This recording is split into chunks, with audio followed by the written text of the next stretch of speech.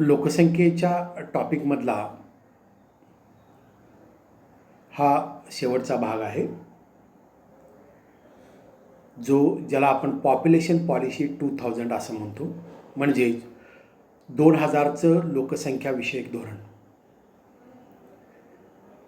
दिवसेंदिवस किंवा 1921 नंतर 1951 नंतर भारताच्या लोकसंख्येमध्ये प्रचंड प्रमाणावरती वाढ होत असलेलं आपल्याला दिसून येतं.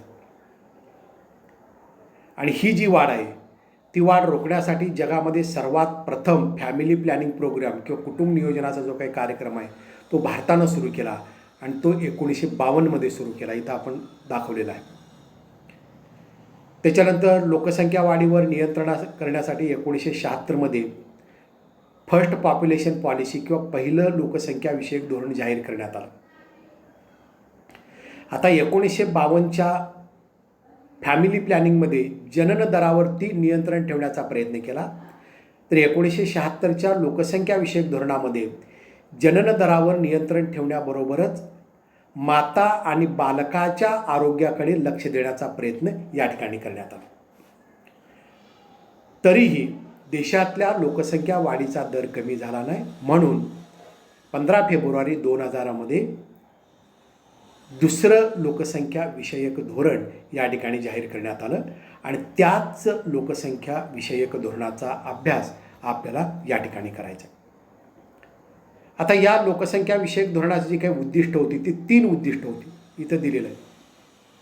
पहिलं जे उद्दिष्ट आहे ते इमिडिएट ऑब्जेक्टिव्ह आहे, ज्याला आपण तत्कालीन उद्दिष्ट असं म्हणतो. तत्कालीन उद्दिष्ट कुठलं होतं, तर to provide family planning tools. म्हणजे काय, तर कुटुंब नियोजनाची साधनं पुरवणं, मेक हेल्थ सेक्युरिटी ड्राफ्ट, आरोग्य सुरक्षा विषयाचा जो काय आराखडा आहे तो आराखडा तयार करणं, and arrange sufficient servant for its implementation.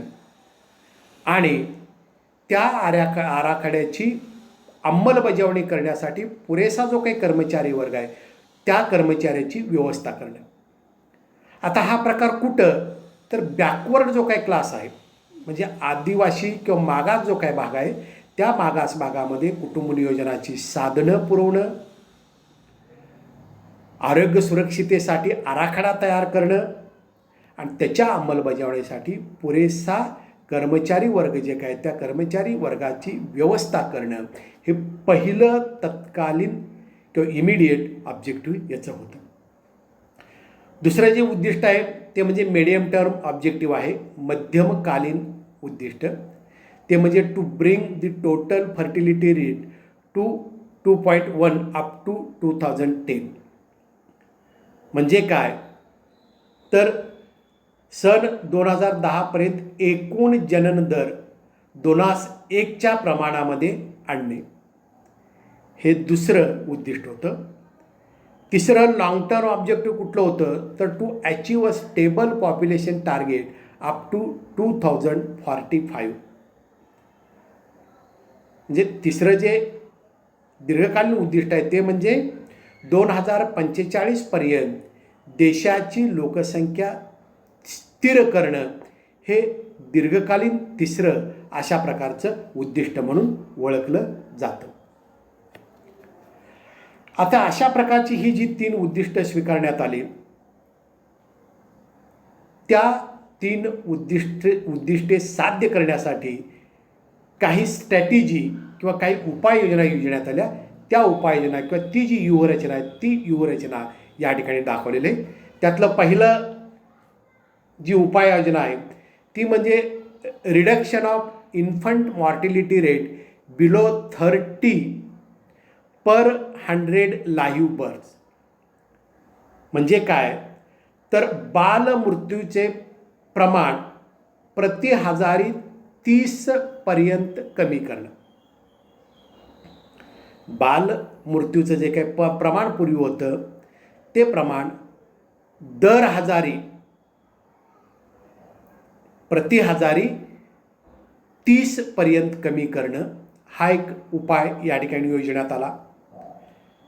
त्यानंतर दुसरा उपाय जो आहे तो म्हणजे reduction of maternal mortality rate to below 100 per 1,00,000 live birth. म्हणजे काय तर 1,00,000 माता मृत्यू, प्रसूतीच्या वेळेला जे काही माता मृत्यू होतं त्या माता मृत्यूचं जे काही प्रमाण आहे ते प्रमाण 1,00,000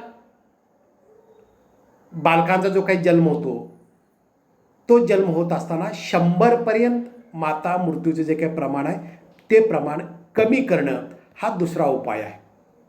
म्हणजे बालमृत्यूचं प्रमाण कमी करणं आणि माता मृत्यूचं प्रमाण कमी करणं या दोन प्रमुख उपाययोजना लोकसंख्या धोरणाच्या अंमलबजावण्यासाठी या ठिकाणी करण्यात आले.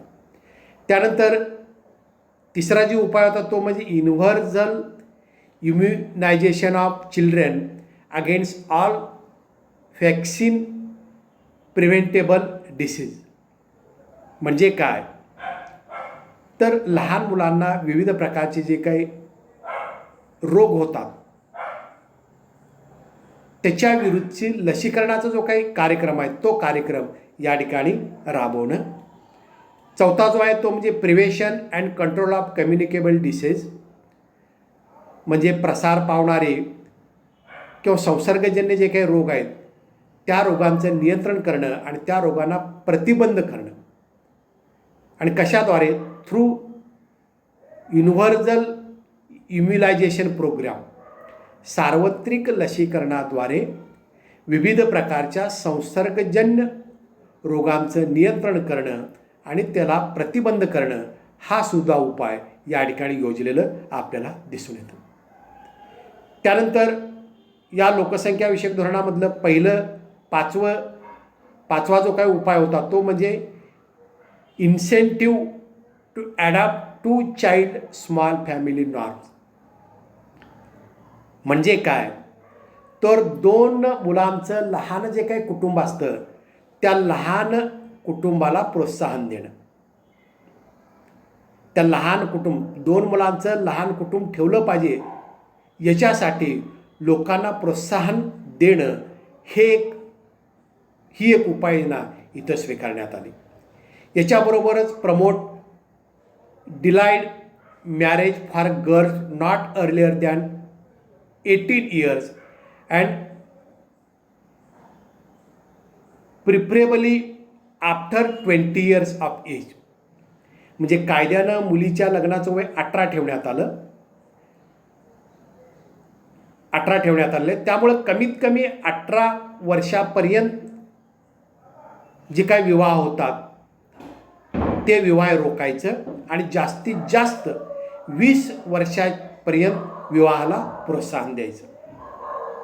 त्यानंतर strict implementation of child marriage restriction act. म्हणजे काय तर बालविवाह प्रतिबंधक कायदा जो आहे त्या बालविवाह प्रतिबंधक कायद्याची कडक अशा प्रकारची अंमलबजावणी करायचं. आणि प्रीनेटल डायग्नॉस्टिक प्रोग्राम म्हणजे प्रसूतीपूर्व गर्भ चिकित्सक जे काही निदान केलं जातं आणि ते करून मग मुलगी असेल तर त्याच्यामध्ये ते नकोसं ठरवलं जातं किंवा काढून टाकलं जातं आणि मुलगा असेल तर ठेवलं जातं. याच्यासाठी गर्भजन्य परीक्षण जे काही केलं जातं त्याच्याविरुद्ध या ठिकाणी कायदा करणं आणि बालविवाह पद्धती विरुद्ध कायदा करणं अशा प्रकारच्या कायद्यांची स्ट्रिक्ट अंमलबजावणी करण्याची जी काही उपाययोजना आहे ती उपाययोजनासुद्धा या ठिकाणी स्वीकारण्यात आली. त्यानंतर to give prize for sterilisation person. म्हणजे कुटुंब नियोजनाच्या कार्यक्रमामध्ये जन्मदरावरती प्रामुख्याने नियंत्रण ठेवलं जातं. त्याच्यासाठी कुटुंब नियोजन कार्यक्रमाअंतर्गत नसबंदीचा कार्यक्रम राबवला जातो. म्हणून नसबंदीसारखी जी काही प्रक्रिया आहे ती प्रक्रिया करवून घेणारे जे काही व्यक्ती आहेत त्या व्यक्तींना विविध प्रकारचे पुरस्कार देणं, त्याला प्रोत्साहन देणं हा एक उपाय इथं मोठ्या प्रमाणावरती आरंभण्यात आला.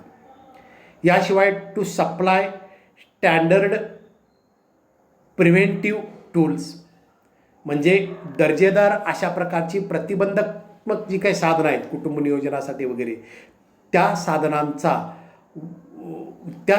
जे काही वाटप आहे, त्या साधनांचं जे काही पुरवठा आहे ते पुरवठा या ठिकाणी करणं. तसेच motivate local self governments for family planning program, म्हणजे कुटुंब नियोजनाच्या कार्यक्रमामध्ये लोकल सेल्फ गव्हर्नमेंट्स म्हणजे स्थानिक स्वराज्य संस्था सहभागी झाले पाहिजेत. स्थानिक स्वराज्य संस्था म्हणजे कोण, तर ग्रामपंचायत, पंचायत समिती, जिल्हा परिषद, नगरपालिका, महानगरपालिका, नगर परिषदा, याला आपण लोकल सेल्फ गव्हर्नमेंट्स असं म्हणतो. आणि त्यांचा स्थानिक लोकांशी संबंध असतो. म्हणून त्या लोकांना जर फॅमिली प्लॅनिंग प्रोग्राममध्ये समावेश करून घेतलं तर हा जो काही कार्यक्रम आहे तो कार्यक्रम प्रभावीरित्या राबवता येईल.